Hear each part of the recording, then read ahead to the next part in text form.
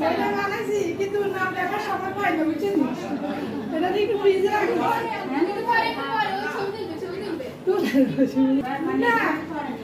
নাম লেখার সময় পাই না বুঝছো এটা আমরা আসলে বানাইছি